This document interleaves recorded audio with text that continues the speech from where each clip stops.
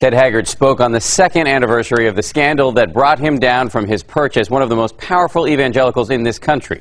He gave a pair of sermons at a small church in Illinois where the pastor is an old friend of his.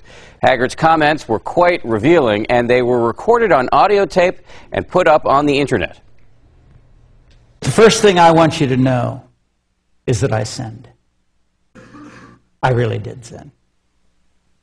And I'm very, very sorry that I sinned. At the Open Bible Fellowship Church in Morrison, Illinois, Ted Haggard issued a series of apologies, including to the members of his former church in Colorado Springs and to his family.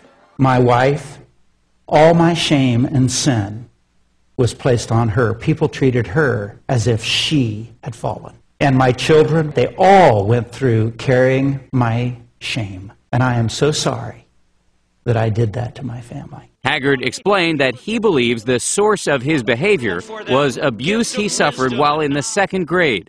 My dad was pretty successful. He had a lot of workers. One of those workers had a sexual experience with me. I was 7 years old.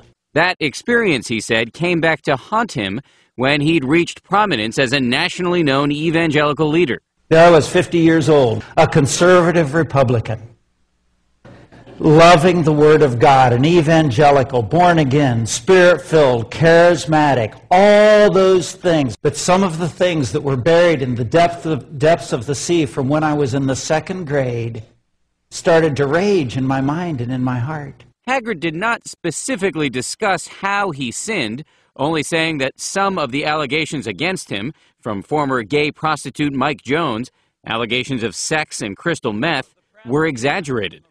He did reveal, however, just how devastating the resulting scandal was for him. There came a moment in my life when we were so alone and there was so much despair that I became suicidal. And I'd figured out how I was going to kill myself and rid the world of the horrible curse of Ted Haggard. But he said that now, with the help of God and of his wife, Gail, who stayed with him, he's being transformed. I'm a stronger Christian than I've ever been in my life.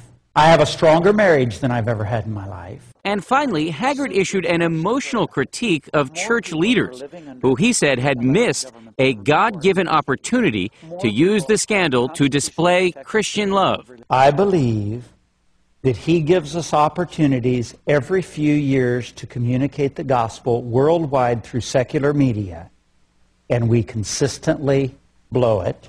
A congressperson in trouble, that's the time. A family member gets themselves in horrible trouble, that's the time.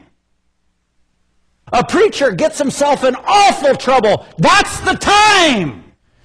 Haggard did repeatedly say how grateful he is to the small group of people who helped him after he lost his job. The former head of the National Association of Evangelicals said he was broke at one point, living with his family in a tiny apartment, relying on others to pay their utility bills.